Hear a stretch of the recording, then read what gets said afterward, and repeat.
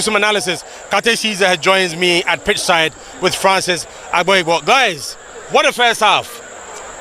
Well, yeah, it was a very tense first half, especially because of the nature of the game. You are looking at two clubs who are rivals in the locality, and both of them are battling for relegation as well. So you would have thought that this game will be a very tension-packed game, and if you are a fan at the Accra Sports Stadium at this moment, you experience the tension, all the fans making noise, arguments, debates, and the game was quite balanced from the first minute until the 45th minute, where a lot of controversy. You hear the fans making noise and saying the referee should have allowed brilliant counter-attack here, and the goalkeeper missed it. And now watch here, this is a clear chance.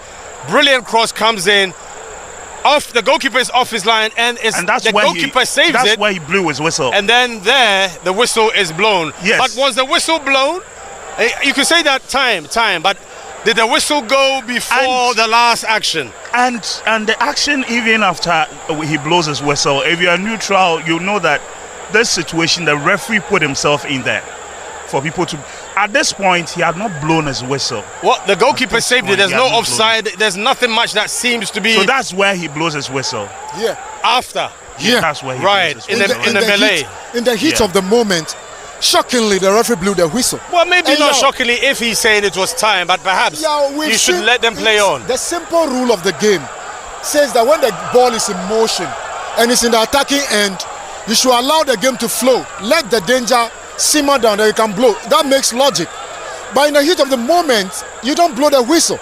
And you saw the reaction from the fans. Sometimes the referees need to manage the situation, and then the moments of the game, the phases of the game. Those are the most important moments of the game. And for the referee to blow the whistle at a particular point in time that he did, it was shocking personally to me. And you can tell it spilled over into the fan base. And some of them even wanted to crack the glass and then enter the pitch. Yeah, I think it's about education. Obviously, he would explain to the coaches who are, especially Hearts of Oak, they don't understand. Once he does that, we need to focus on the second half. Let's talk about the football. Balanced game up to then, but it looked like a ding-dong affair. Olympics seemed to be a little bit on top, but they weren't really getting those clear-cut chances. Exactly, yeah. You look at the game and you realize that from the first minute to about the 5th, 7th minute, Hearts of Oak were on top, and then Olympics took over. We realized that Olympics are more, solid in the midfield because of the presence of Glasson Awako, and then their captain at the back is also controlling affairs. And you realize that Hearts of Oak at a point were wearing off. I don't know if it's stress or it was tiredness. Tension. And maybe tension too.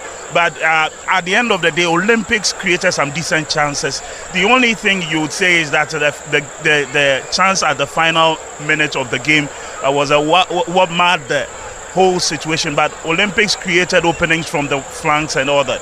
At the beginning of the game, it looked like as if Olympics were opening up Hearts of Oak at will with those penetrating passes. Yeah, with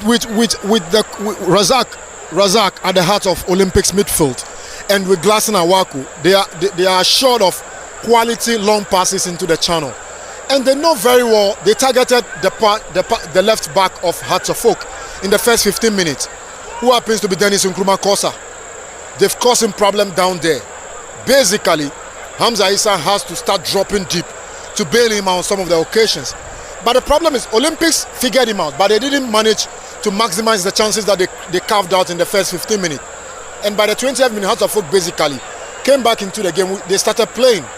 Hearts of Oak themselves on the right wings wanted to use the pace of Yawamankwa Befi and Martin Takari to some extent. But it's their final decision making on top of the pitch that leaves much to be desired. You look at Kasim Cisse, basically Hamza is supposed to play off his shoulders. But at a point in time, you saw that they were apart. They were basically playing apart, far away from each other. So they were not getting that telepathy in between both of them. The defenders have done well. Some really crucial interventions at the right moment. Otherwise, we should have had a couple of goals. Yes, and for Hearts of Oak, they've made a couple of mistakes, especially their central defensive pairing. And so you realize that they've had to be changing in between their defenders. But today, they've held their own. Both defenses have come up strong. And you realize that they've reduced some of the players to shooting from behind.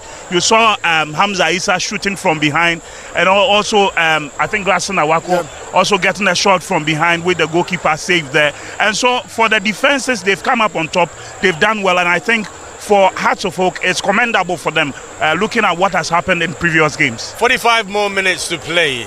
Ouattara wants to win. Olympics wants to win. You have to take the right decisions, get your tactics right in the second half. Yeah, Ouattara wants to win. Wellington wants to win, and the two set of fans wants a win. They basically don't want this game to end in a draw, so you can tell the tension. But you know, that first half, Kakari here on this frame, he put the top of his foot, the laces through, but goalkeeper Benjamin Asari was equal to the task and pulled off a brilliant save on this occasion. Hearts of Oak basically, here again, Hearts of Oak carved them open, but the defender, Oko Gripman, stood tall and was able to thwart the threat. The problem with the strikers were they were not able to take decisions on time. And at this particular point, look at Hamza here again. He turned the defense into attack, and look at the cross Fantastic pass. The goalkeeper stepped out, read it, but he didn't manage to thwart the threat. The ball got whipped into the den. Kasim Cisse and Co tussled for it, and shockingly, the referee ended the game right there. It's before the game was, the shots. You know, if you're a striker, why don't you kill the ball? This was a bit lazy. Look at this. This was a lazy shot. He used the wrong technique. He went with instep of the foot instead of on top of the foot. On top of the foot, you would have generate enough power or venom behind the ball to hit the back of the net. But the technique he used, basically, he got it. The ball dropped kindly for him. He should have smashed it. I'm thinking that there was a There was a handball. I'm thinking he had whistled for a foul. Right, and because you saw the player relaxed. Look at the Olympics player. Okay, here look at him. Look at him. Okay. Now stop. Okay, No. we need a look at his hand. He had raised his hand there and then was walking sort of sluggishly. So maybe there was something off the camera. camera. So maybe the referee would have whistled, had whistled earlier. Okay, so Great Olympics play RTU in their last match. Yes. Hearts of Oak play Bichim, and Karela travel to Midiama. Hearts of Lions play against Brekum Chelsea. Yeah, let's assume they win. All these relegation threatened teams win. You need to get a result here. That is the problem here, Yao. If the game ends in a draw, we will get into the last day of the season with Great Olympics. Great Olympics will be in the relegation, so Hearts of Oak will be on top of them, maybe probably on head-to-head difference or goal difference. But the problem here is the scenario. What if Hearts of Lions win? What if Karela wins? What if who again in the mix? Dreams are playing. So the problem are traveling to Beijing. What if Hearts of Oak also wins? It's a difficult ground, but you need to win away. You need to win. RTU who are relegated. Yes. So you look.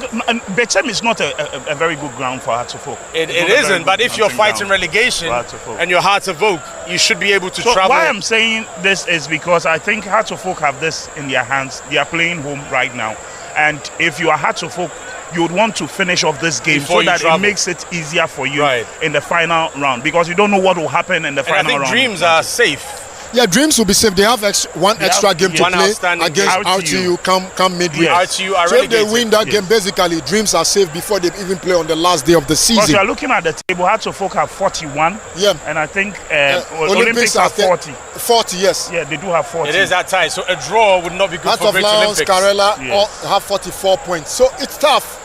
It is tough. This game, you can tell both fans don't want the game to end in a draw. Guys, but let's talk about it. Olympics are playing here against RTU, which is a game they are likely to win. Right. But one thing I can tell for a fact is, if any of these two teams should lose here this evening, they could go that team will be relegated from the league. It is that much. There is a lot of pressure, guys, and it's 45 more minutes of action to play, and there's no doubt about it.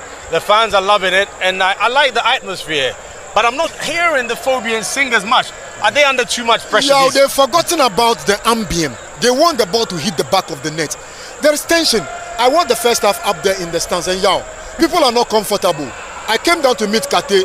Basically, he was stretching himself to even watch the pitch because people cannot even sit. Everybody is on the edge of their seat. That's how tough it is for the fans over the course. They haven't forgotten to because Hearts of Oak fans are noted for singing. But from 30th minute, you can't even hear them singing. That's how awkward the game has been for them. Awako has had good moments in the first half. Was he the standout player you can pick from the two sides? Or he's been so balanced, nobody has had the opportunity to stamp his authority on the match? I think Olympics have worked more collectively. They've worked together and they've helped Glasson Awako in moments. For Hearts of Oak, you've found out that they are a bit disjointed in the middle. Otanga. Otanga is not with the team. Has not really gotten it going, and then position. Kasim Cisse is also, looking tired in the game, and so maybe in the midfield they would have to be stronger there to be able to options for Olympics warming up in the attacking fray. They could make changes if it comes critical, couldn't they? Yeah, they could make changes if it comes critical. Basically, Olympics have managed to play very well, especially in the second half of games. They know how to manage their games. So Hearts of Oak should be very cautious and very careful in terms of letting slack down their guards, because on some occasions we saw our Olympic breakdown on the counter-attack. It's the final decision making that is letting them down. But for Kekeli Ato, they have one of the most leader strikers in the division. If they get balls to him at the right time, he can punish Hearts of Oak. With Kasim Cisse and Hamza Isa, they are supposed to play closer to each other. And Kasim Cisse, Hamza Isa is supposed to benefit from the second ball. Too close to call? Yeah, very close, and I'm expecting it's likely to end in a draw. All right, well, Kate says it's likely to end in a draw. This game will not end in a draw. One side will win the game. All right, let's join Nana Dakwa, JC, and Josiah Okokwe for the second half.